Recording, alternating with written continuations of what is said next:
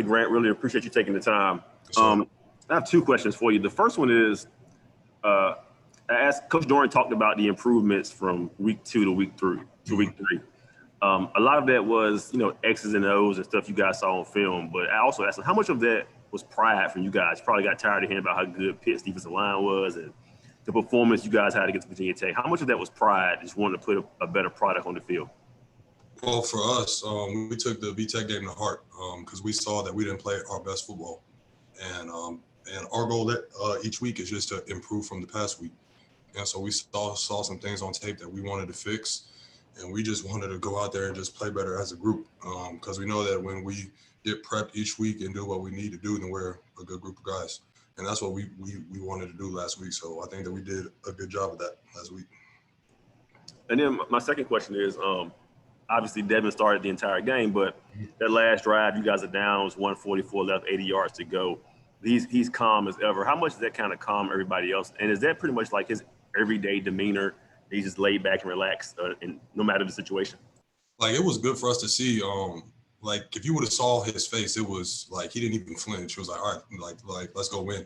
And I think that to have a QB like that, that's huge. But that's just how he is, though. He's always calm and he's always trying to stay even the whole game. Like, he doesn't ever get too high and he doesn't ever get too low either. And I think that that's what you need from a QB. Like, I was proud of him. Like, I mean, he played a great game. And I think that he led the team and he did what he needed to do. Thanks, Grant. No problem.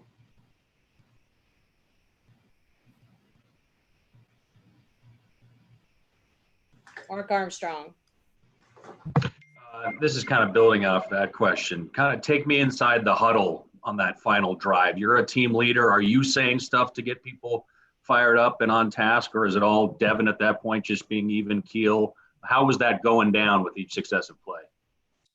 And I mean, as a group, like, we have a lot of guys on this team that have played a lot of ball. So we all kind of knew, like, look, like, we can do this. We kind of do a 2-minute drill each week. So we were prepped for it. And I think as a group that we were like, hey, like, if we put our minds to it, then we can do this. Everybody just looked at one another and was like, all right, let's go to work. And we all looked at Devin and, you know what I'm saying, he took the lead. And I mean, like, he did a great job with that. Sammy Batten. Hey, Grant, what did it mean coming up in a program like Mallard Creek? How much did that attribute to your development? Well, it was huge. I mean, it's like, I remember my first day there in the 9th grade. I mean, it's wild to think about how long ago that was, but I could tell that this was one of the best schools in the state. And Coach Paul Mary, he did a great job with me, and he helped turn me into a great player, honestly, just off the field and on the field. And like, just going to a school like that where you're known to win, and you know how to work hard, that's huge for me. And it helped me out when I first came to state. Thanks. Brett. Grant, you've already kind of touched on the pride factor this week, but what was that first practice or first team meeting after Virginia Tech like among you offensive linemen? How did you guys react and how did you guys handle that? Well, after the game, like, we all knew that we didn't play our best game. And so something that we do as a team is, like, we'll look at the film and we'll own up to it. And that's what we had to do. We saw that we didn't play well, but, like, after you watch the film, like, you had to move on to the next team. And so we saw what we messed up on, and we knew that we had to fix it. So after the film, it's just about, all right, like, how can we improve our for the next game? And so what we did was we changed some things up in practice. We realized that we needed to fix our technique and things. And that's what we worked on last week, and I think that it showed during the game. On Saturday, Devin used a hard count, and I think there were 5 offside penalties on Pittsburgh in the first half.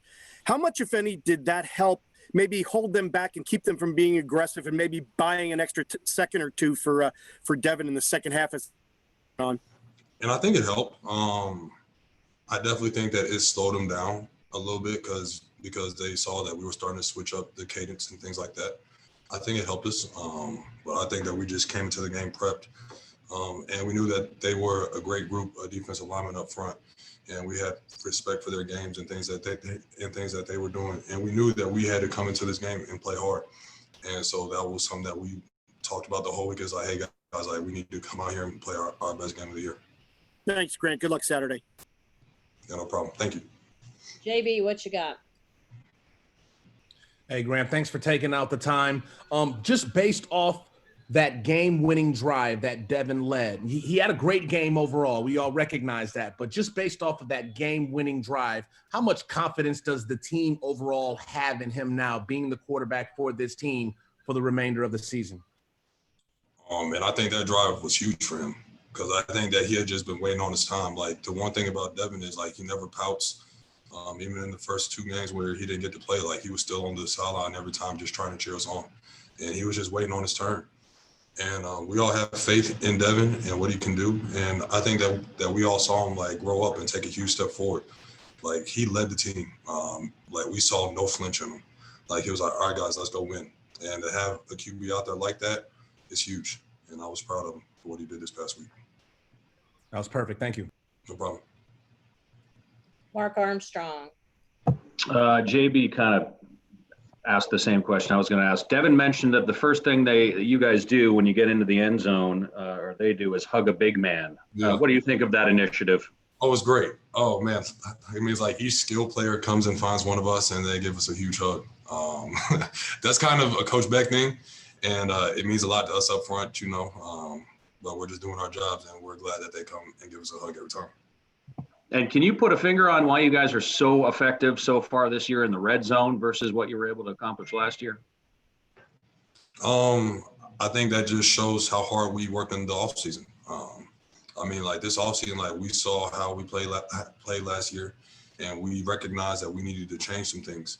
And we worked hard as a group, even when we went home for quarantine.